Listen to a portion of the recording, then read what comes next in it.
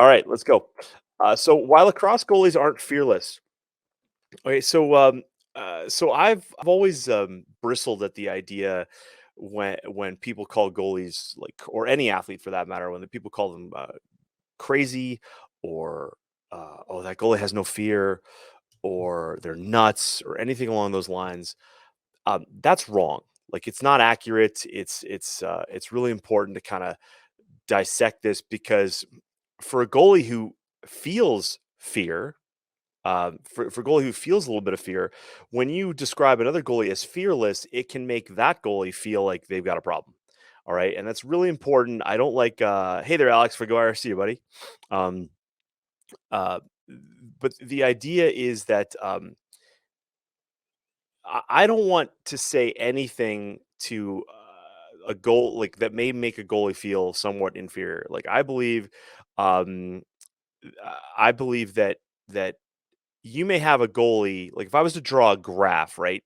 And you have an X and Y axis, and you're going to chart out this line, and let's say you have a goalie that according to your ideas is developing uh the way they should be, right? And so let's say it's like a straight line moving at a 45-degree angle, from left to right, or right to left, whatever. And then you have another goalie who shows a little bit of fear in your mind. And so basically that line like trends down, like lower than the other line. And again, that's incorrect thinking in a lot of levels, because I believe in the long term that we can sometimes take that goalie that shows a little bit of fear, that shows a little bit of concern for what's going on in their life, and this balls that are being hucked at them. And we can get that goalie better above and beyond what that fast adapting goalie may be, right? So to kind of just go into this a little bit, you've got to really understand.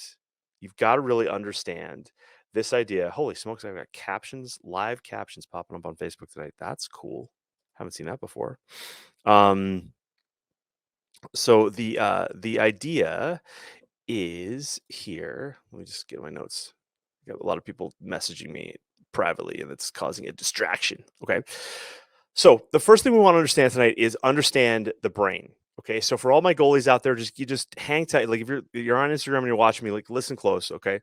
And for my parents out there, like, this is going to make a lot of sense to you, and you're going to probably kick yourself for what you've been doing in the past. But the idea here is, like, we got to understand the brain a little bit. Okay. So I'm not a brain, like, I'm not a neurologist. So I understand this stuff on the high level. So if you're a medical doctor and you're like cringing at how I'm describing these things, then to heck with you, go away. So the idea in your brain is that there's basically like two paths. One is your cortex path, like your prefrontal cortex is like the front of your head, where you do kind of a fair bit of your thinking. And it's where parents and coaches spend a lot of their time up front and here in the cortex, going like, I wish my goalie was better, and if they only did this and this, that's like, kind of solid thinking, and that happens in the front of your head. Okay. Then the other path that we have is a path that comes through what's called the amygdala. And the amygdala is like these two almond size, because like amygdala is like Greek etymology for almond. They're kind of shaped like almonds, so they're in your brain. All right. And so the amygdala is the part of your brain that's responsible for like fight, flight, or flee. Okay. So that's the stuff that gets triggered. Okay. So um, I've been a great book, by the way, like, I'll just share this with you now, and I'll try to put I don't know if I can put the link in here or not. But the book is called Rewire Your Anxious Brain. Okay. And if you check out that book, so I'm listening to it on audio, like I've listened to it on Audible a couple times. It's a fantastic book. And it's by Catherine Pittman, Pittman. Great book to listen to on Audible, listen to it in the car, all that good stuff. But the idea is that you've got these two pathways. One is that cortex side, the path, and the other one is the amygdala path. Now, the amygdala path is something that we've had, it's hardwired into us, right? It is in our brain. It's the thing that kept us from being eaten by lions. And for the longest time, research showed that it was really fear based. Okay, that it was really it was triggered by anything scary, right? That fight, flight, or flee, or sorry, fight, flight, or freeze mechanism. And so when you take a human being and you put them in front of an oncoming lacrosse ball or a car, you're fighting against that because intuitively in their body they're going like, wait a second, this might hurt. I don't want that. That's the signal is there to protect the body. Let's get out of here. So what we know about like the amygdala, what science understands about the amygdala is that it can be trained, right? So if you have somebody who's like, really sensitive and really jumpy. And like, if you ever watch like those really funny like TikTok videos of like coworkers like scaring their coworker all the time, like, "Hey, Janet," and Janet's like, "Da," right? Her amygdala is like ready to go all day, every day. Like that's, but you can actually train somebody out of that, and psychologists understand that. Cognitive behavioral therapists, they understand that. The idea is that with little doses of training, we can slowly retrain the amygdala. But the other the kind of cool thing that's come up in the last couple of years is that the amygdala also is geared towards like positive occurrences, positive training, positive steps, and rewards and things like that. So just like quick, if you've ever had a goalie who's been afraid of the ball, they're like kind of stuck. That amygdala is telling them like, no, don't get back in the cage. That hurts. That's not cool. Like, don't do that again. And then what happens? The coach, the parent comes up totally in that cortex side of things and goes, hey, you can do this, buddy. And they reason everything. And so it just doesn't work. They're two separate pathways and they don't work. And the other thing, like, let me just show you this kind of fun. I just pulled this up today. So hopefully I can show this to you. How many of you guys have seen this video? Right? This mom on the sideline.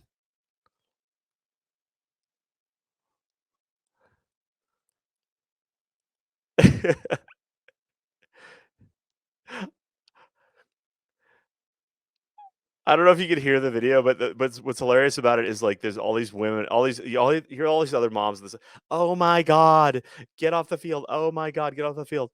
Well, the reason why I like this video is because this mom coming off the sideline is totally like she's watching her boy, or like her boy there, 51, who's undersized compared to the guy who's just like beating on him. Her mom brain kicks in and goes like, "Get off my son!" And then you're in that fight, right? Fight, flight, or freeze. Like she's fighting, man. She's out there and she's gonna make it happen, right? And so I love that. But everybody on the sideline, right? Everybody on the sideline, they're in that prefrontal cortex thinking brain going like, "Oh my god, what is she doing? I would never do that. Get off the field. You're crazy, woman." No, no. If it was your kid, potentially, there's the chance for your amygdala to kind of kick in and you're going to have that fight response too, right? So I like the first time I saw this, I thought, yeah, crazy mom too, but when you start to understand the science behind it, you get it. Okay. So, all right. So how does this apply to goalies? Well, here's the deal is that when you're goalie, when you understand that the fear response is always right there. Like I always say this, your goalie is one rogue shot away from like ruining a whole heck of a lot of development. And that shot can happen in a game. It can happen by a bad coach. It can happen by some rogue kid in the backyard taking an extra shot like when the goalie's not looking. Anything can happen, right? And so we want to just be aware that that like hardwired part of your goalie is always there. It's in all of us, right? It's in all of us all the time. Okay. So so the idea here is also that you've heard me say this before that like the brain is obviously ridiculously powerful and we have this tremendous ability, like the brain has this ability to make even things that aren't real, right? So your goalie can think about like, a game coming up and the brain starts thinking like, oh my god, he's playing, like she's playing right now, like okay, and they're sitting in math class, right? And but the brain can also worry itself into fear, right? It can and so if your goalie goes out to practice and has had one bad experience with a bad coach, well, they can, or maybe they went to try out for a team and they got peppered and it didn't go well. Maybe they didn't get hurt or not. They just had a bad experience. Well, when your goalie is off the field, they can like cortex their way into fear. and again, there's a lot of definitions of what fear could be for them. It could be the fear of getting hurt, it could be the fear of looking silly, all those sort of things, right? So you gotta consider that. Okay. So so you've you've when you understand that that part of the brain is there to really protect your goalie, it can really change the way you coach. Okay. So we've talked about this a lot on this podcast, like this idea, like, okay, you can protect the goalie, you can move shooters back, you can pad them up, you can use tennis balls. All those things are valid approaches to training a goalie because why? What we're trying to do is not desensitize the goalie to things that might make them afraid, but to help them understand the game of lacrosse. Like, so I call this the language of lacrosse. Like, your goalie isn't just taking shots, they're learning the language of lacrosse. And I'll show you in the third clip tonight this Harvard goalie where they don't understand some of the language of lacrosse, and it hurts them. So the idea here is that your goalie is not just getting shots, they're learning the language of lacrosse, and they're developing an understanding, right? Because we all have something we can watch, we can look at. Maybe it's I like Formula One racing, and not this past season, but the season before. This guy Romain Grosjean had this bad crash. His car basically severed in half. He was stuck in a barrier while his car was engulfed in flames, and he got out of there. And there's a lot of people going like, "Oh my God, that's crazy! I would never do that." And you're exactly right. And the reason being is you just don't understand those risks, right? And so there's a lot of moms out there who look at their kids and go like, "Oh my God, I would never do that." And the truth is you wouldn't, because you don't understand you don't have the same level of understanding as that person, right? I like to ski. I love watching those guys like huck themselves off the side of a cliff and land. And I'm like, that's outside of my comfort zone. I do not understand. I don't have the physical ability to do that and land that. So my brain is going like, no, no, no, let's not do that. But your goalie, even if they're like a high school varsity goalie and they've been playing varsity since they were 6, they can play just outside of their comfort zone and get stung, right? And then that can trigger again that fear response. So we're always it's always in the background. We always want to respect it, because what we're trying to do for your goalie is we're trying to teach them an understanding. So your goalie, if you've got a goalie who's kind of young slash new to the sport, then what you can understand is that, like, now your goalie, in your goalie's head, they're looking at better goalies and going like, I don't think I could do that. Now your cortex brain, your adult like parenting cortex brain goes like, no, no, no, honey, yes, you can, you totally got it. But the idea is that you can manage that as a coach and as a parent, so that we're keep moving them forward, so that we're developing their level of understanding of what shots can do and what they can be like. One of the techniques that I recommend, people always ask me like, what's better? Should you shoot from close range slowly, or should you back up? And my answer to that is, I want my goalies to I would like to back up a shooter and have them shoot at full speed for a couple reasons. One is I want so let's say I'm doing a shooting drill in practice.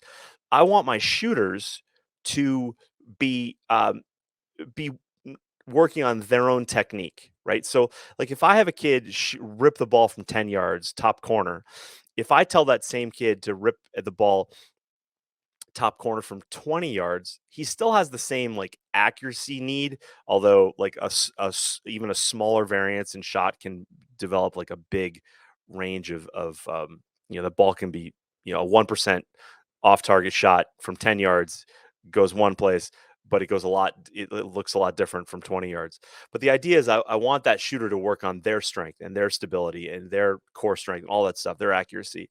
And my goalie then has more time to react the ball. Plus, my goalie is working on receiving a fast, hard shot. So there is, when you think about a goalie making a save, it's not just about like just getting something in front of the ball. It's dealing with that impact, whether that impact happens in the stick, in the hands, or on the body. The whole reason we're moving that shooter back is so we're not getting it on the body. But the idea is that the goalie gets used to like, oh wow, great, I just got that really hard shot, but I caught it. And they feel that pressure in their hands. Their hands can usually withstand that. That helps psychologically as well, because if you take a goalie and you rip a ball on them from like 8 yards, and they're young and they're new, and that impact, even in the stick alone, can be a bit surprising, right? It can be a bit surprising, and so we don't want to do that. Plus, the other thing, so I recommend tennis balls as well, but I want tennis balls to be kind of ripped on the goalie, right? And I want the goalie to start to learn um, how that ball feels when it hits them, it hits their body, hits their chest, hits their equipment, because a lot of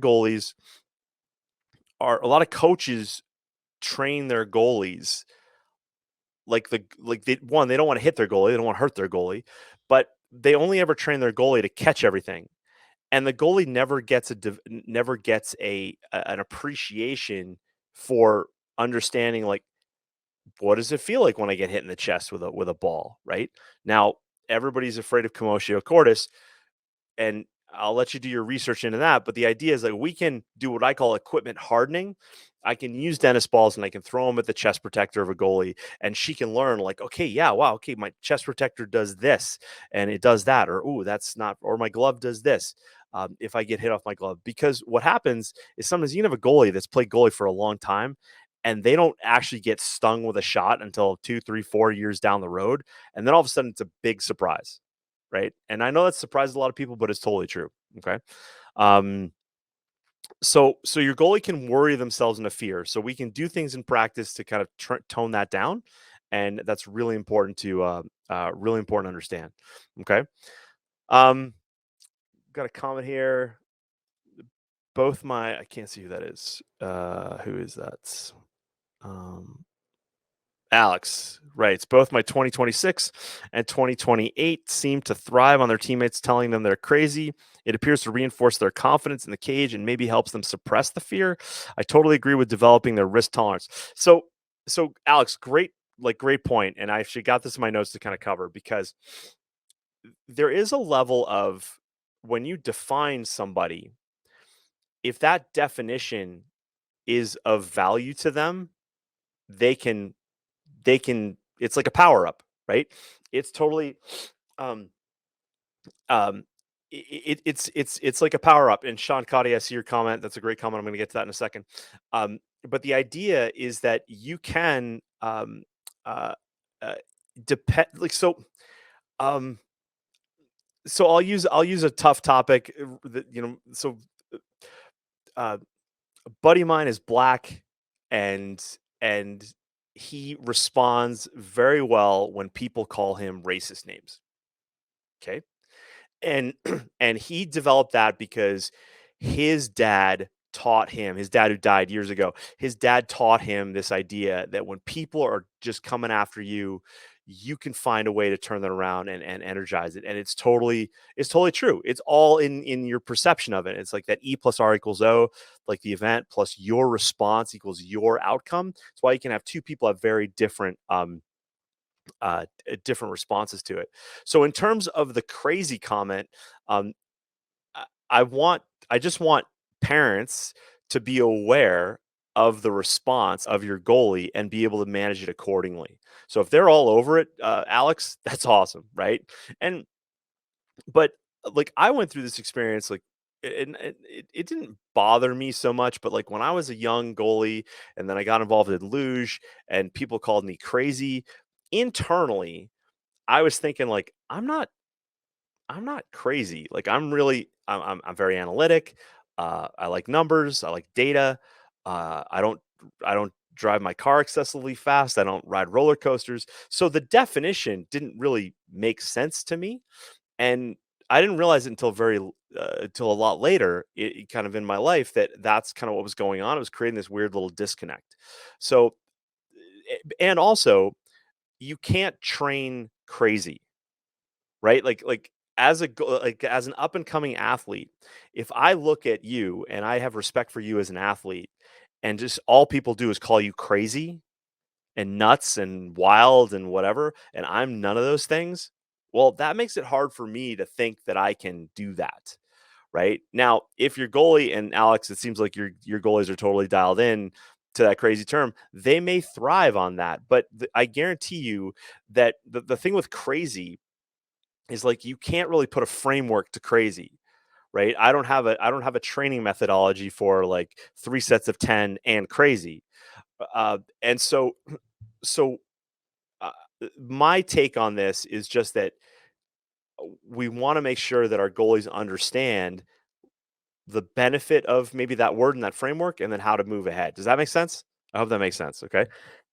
um, Eric Paternoster, see you, buddy. Um, Sean Cotty writes, is there a drill where you just throw balls at your goalie and they block with their body? Is that good to pepper them like that or no? Okay, so Sean, great question.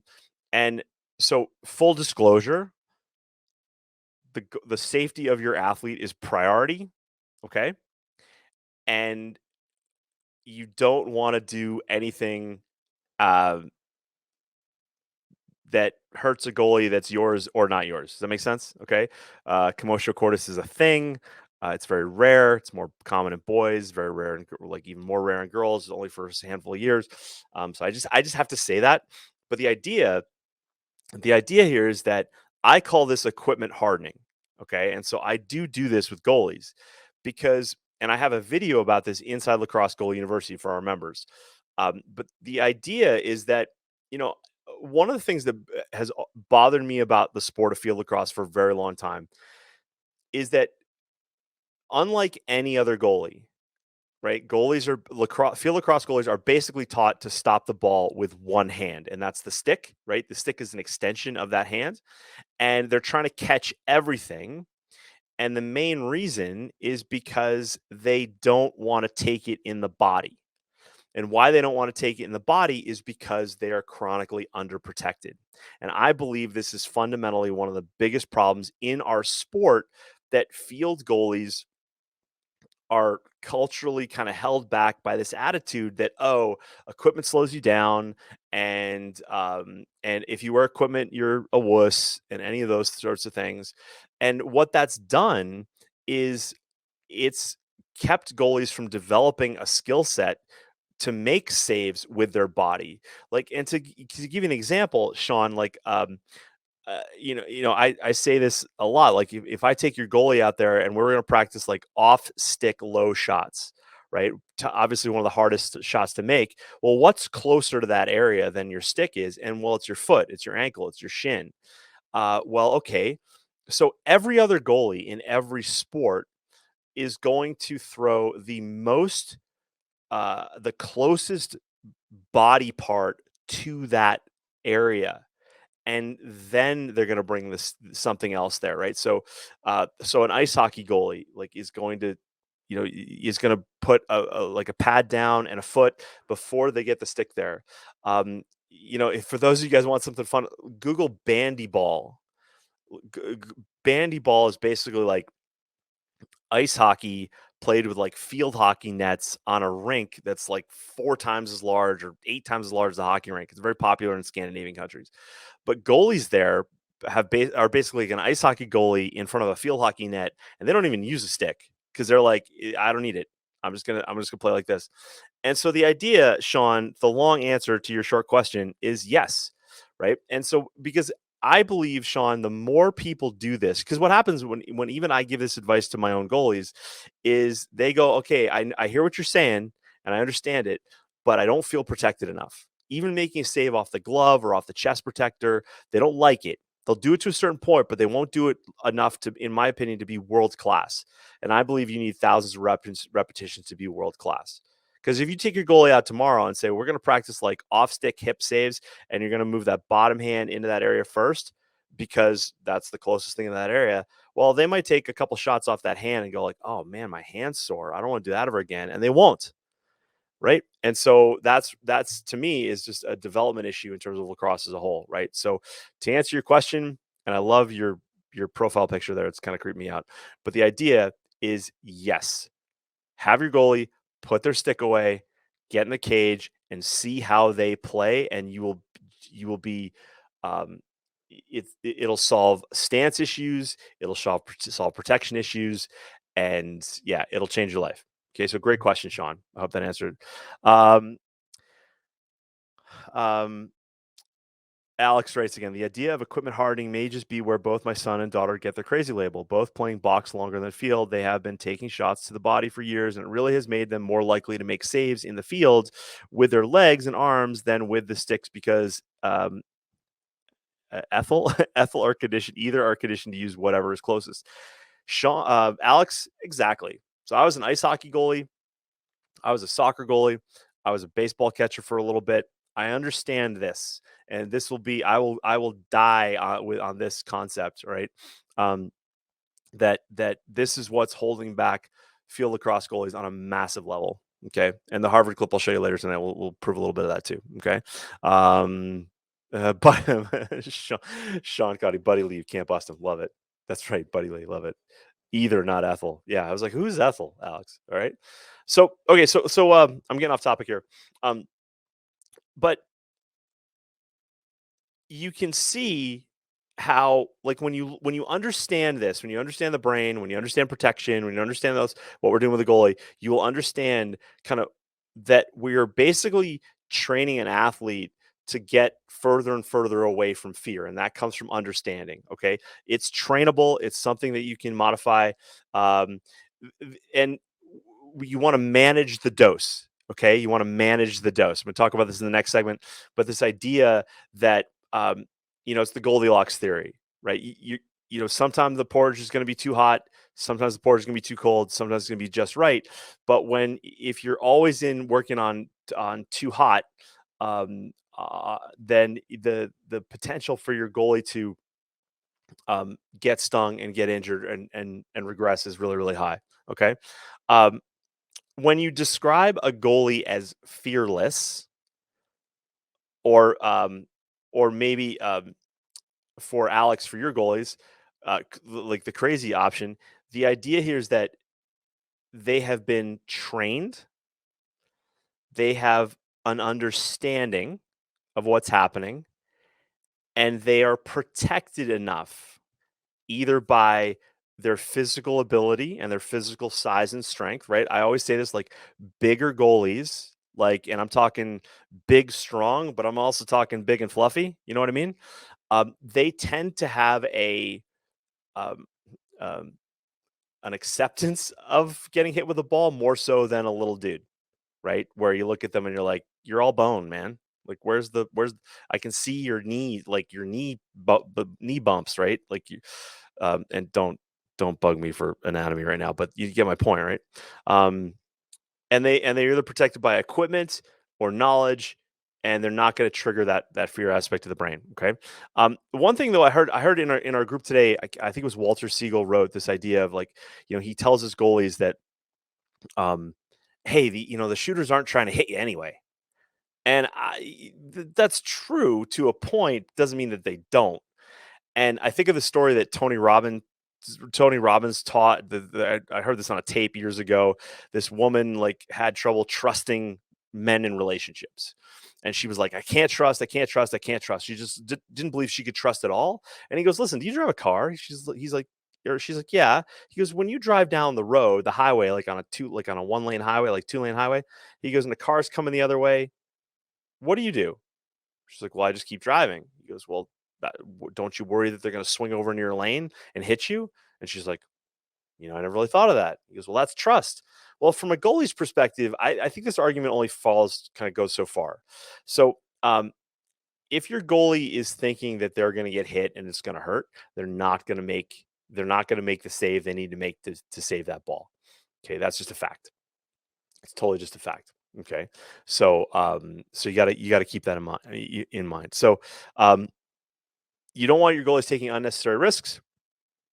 So if you play up and you're not ready, if you are underprotected, like I said before, this can happen at any time. I worked with a Division 1 goalie a number of years ago, where, like 3 weeks before the tournament, uh, they had to use tennis balls in practice because he had developed a fear of the ball, and that's where I developed this saying, like, your goal is one rogue shot away from having fear. Okay, so so did that make sense?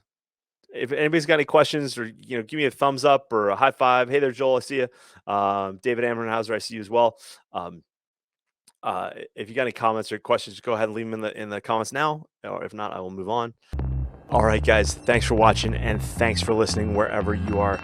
Do me a favor, hit the like button if you like this, and be sure to subscribe if you haven't already. When you're ready, head on over to lacrossegoalieuniversity.com/coaching so I can work with you and your goalie. And while you're at it, check out athletespecific.com to learn more about mental performance and high performance. You may not know this, but I work with athletes in a variety of sports. Lacrosse is my love, but man, I love athletes and the families who support them. So head on over to athletespecific.com, check it out. I'll see you in the next video. Cheers.